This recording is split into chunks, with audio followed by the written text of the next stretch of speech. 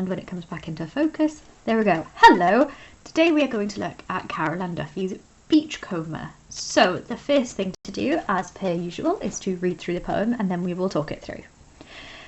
If you think till it hurts, you can almost do it without getting off that chair. Scare yourself within an inch of the heart at the prompt of a word. How old are you now? This is what happens.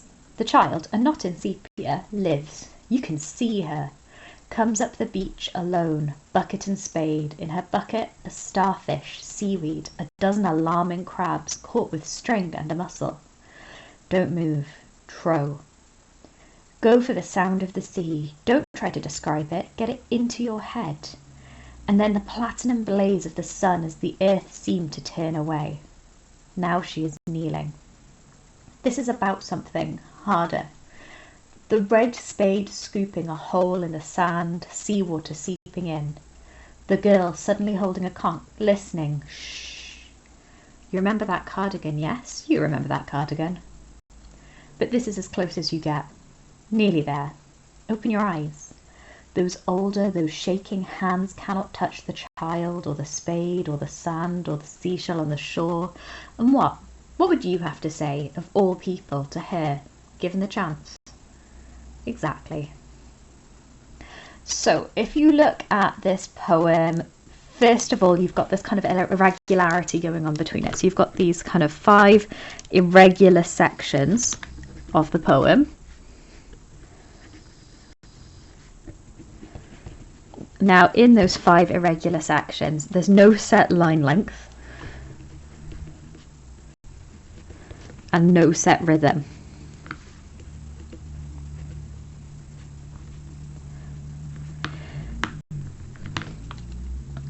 There's also no clear rhyme scheme.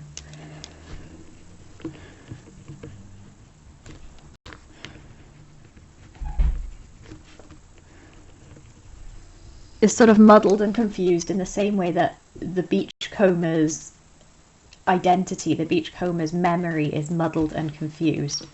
So you can be absolutely sure that that structure is being used to support that idea.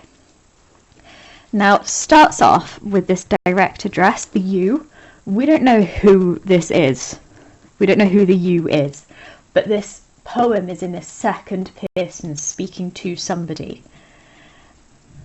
And then we have this idea of painful memory. You're going to remember the poem Nostalgia as a useful one to talk about here, because obviously nostalgia is the pain of return or the pain of memory. And it's almost mocking then in the next line when it talks about getting off that chair. It's almost mocking the old age of the you of the poem. Now, if you look at this next section here, when it has scare yourself, it links to the Larkin poem, Dockery and Son. So you have this idea of is it the age that's scaring them? Is it the passage of time? And we see this link to Dockery and Son come up in a later line as well. Can you see here where it questions, how old are you now? That also links to the questioning that he does in Dockery and Son, where he's questioning how old Dockery is and trying to do the maths in his head. Also, though, you have this double meaning on the word now, because either that's the present of the poem or that's the present of the photograph, because it seems like they are looking at a photograph. And that pulls up in this word sepia here, this idea that it's not in sepia because her memory is in full colour. So even though the photograph is sepia, her memory is colour. Think about the good teachers when she breathes on the glass and that shows that distortion in her memory over time. This is the opposite, it's showing how clear the memory is. It's more similar to Pluto, and we're going to see that it continues to be similar to Pluto throughout. So, the child is also not clear who they are. They could be the younger you of the poem, and that's the way that I would tend to read this poem, is the idea that the child is the you, is the person being addressed in the poem. Can you see, though, how you've got this verb agreement here, lives, comes up. They're present tense, so it's as though this is happening now. She didn't live in the past. She didn't come up the beach in the past. They're both present tense. It's showing this idea of immediacy. Now, here you've got this verb see as well. It's just showing this idea that memory is stronger than imagination. It's something that she remembers. It's not something that she is thinking of. And I would again link that to Pluto. If you think about when he smells the soap and uses the soap, and immediately he's in his childhood mind again. It's a transportation rather than just imagining the situation. And you can see the idea of the bucket and spade that links to that title Beachcomber, because the beachcomber could be literally combing the beach picking up shells, or metaphorically it's the idea of combing through the past for memories. Now you've then got the idea of what they have in the bucket, so the starfish, the seaweed, the things that were collected, but also it's this idea of like a running commentary coming through here. Now, the alarming crabs, the interesting thing is, it's ambiguous. Are the crabs the ones that are alarming, as in they are clicking their claws because they are alarmed? Or is it scary? Is it scary to her? Is it scary to the person who's looking at her? Is it scary to the adult version of her looking back at the past version of her and thinking how dangerous the situation is? It's all very confusing, but it's this idea that they are picking up the treasures of the beach. And then you have this imperative going on here, this kind of running commentary. Almost like the older self or the speaker of the poem who's talking to you is trying to encourage you to go deeper into your memory. Ooh, encouragement, there you go, with an A.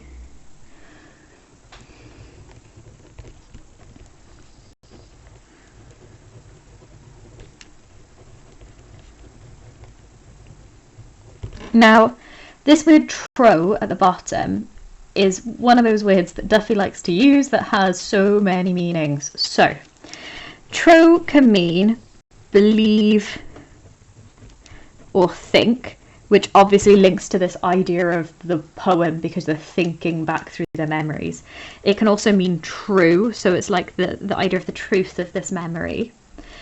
A tro can also be a cargo boat, which links to the setting, the idea of the beach. And on top of that, a tro is like an ugly, mischievous creature.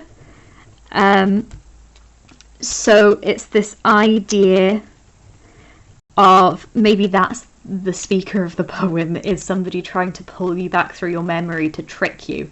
And when you look at the end of the poem, that makes a little bit more sense because it turns quite mean at the end. But they are mythical, so it's okay. And they come from Orkney legend. Just remember that Duffy's family are originally Scottish, and that might help a little bit.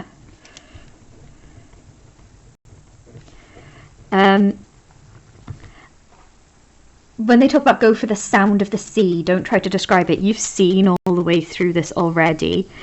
All of this sibilance,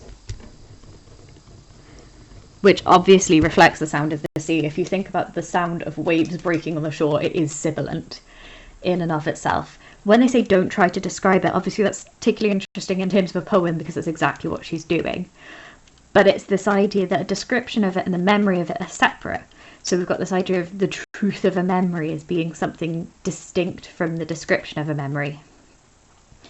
And again, you have this kind of present tense idea pulling through. Here, this is about something harder. This full stop is very ambiguous.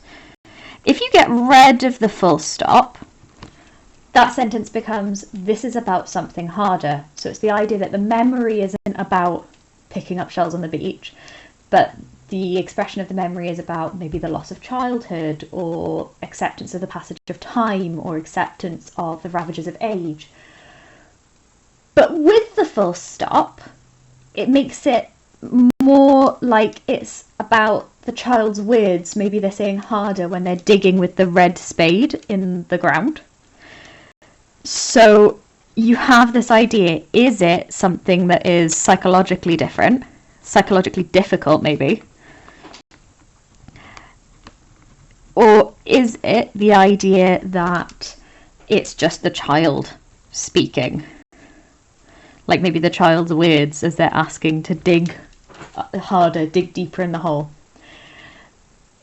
But the seawater seeping in, first of all, look again at this sibilance. You can see it's reflecting this idea of the sea throughout this poem. And the seawater seeping in could be the idea of just time or age. The idea that time is always seeping in on you. You can't stop it. It's always coming in. And so she's digging the hole very innocently, but the adult perspective gives that a second meaning. The idea of listening and again, is onomatopoeia, so it's interesting that goes next to listening, because obviously it's a sound effect.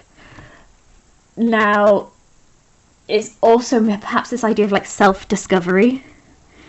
She's listening to something herself. You remember that cardigan? Yes, you remember that cardigan. Can you see how they've got this rhetorical question and the repetition here? Makes it almost like a conversation, but it's very one-sided. Can you see how it goes from a question to a statement? Because you've got the question mark on one side and then the full stop on the other side. So it moves it from a question to something that's definite.